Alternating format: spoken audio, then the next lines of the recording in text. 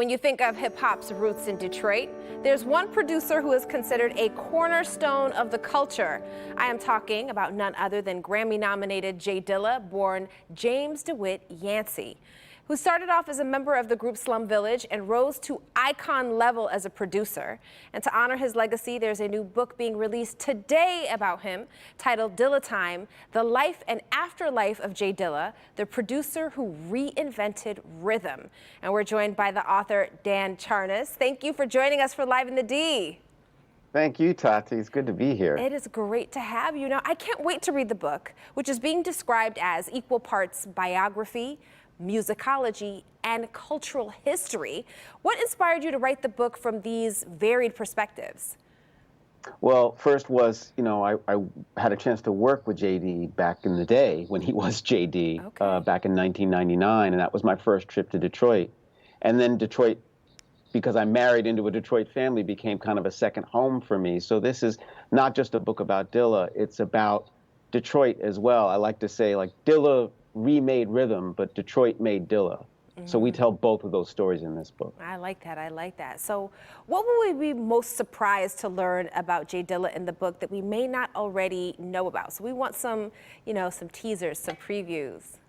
Well, I think the biggest thing is trying to articulate the ways in which this producer, who really wasn't popular during his lifetime, actually created an entirely new rhythmic feel that people use now 16 years after his death, but for the last 20 years, that Dilla feel, which I call Dilla time, has been used in jazz, in pop, in R&B, and in hip hop.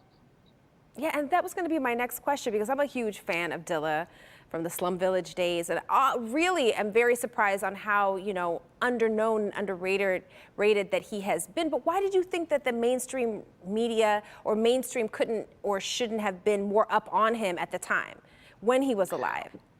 Right, well, one of the reasons was that he was part of a production crew called the UMA, in which he was not actually credited for his work, although he was part of this crew because of a great producer named Q-Tip from a group called the Tribe Called Quest. And Q-Tip actually discovered J Dilla at Pine Knob in 1994. Yep. Okay, that's crazy. So I did not know that Q-Tip discovered J Dilla. Okay, so we're really getting deep into the hip hop history today. So, well, how do you see Dilla's influence on hip hop culture continuing into the future? Well, it's, you walk into any jazz conservatory, they're talking about, oh, let's do this with a Dilla feel. Wow. On albums by Kendrick Lamar or Anderson .Paak, or even pop groups like the 1975, you hear that same conflicted, jarring Dilla feel. And that has a lot to do with just that feeling of experimentation and openness that Detroit fostered in him. All right, so let me ask you this. This is my final question. What do you hope that people take away from the book? I hope people take away, obviously, that he was a hugely influential and innovative producer, but also a love for Detroit, a love for the family that raised him, for his friends, for the people who were in Detroit hip hop alongside him, who helped him grow. Detroit is an amazing, amazing city, and the best thing for me was getting to know Detroit as well as getting to know Dilla. That's great. Dan, thank you so much for joining us. I think this book is going to definitely put some respect on his name. I love it. Thanks for joining us. Thank you.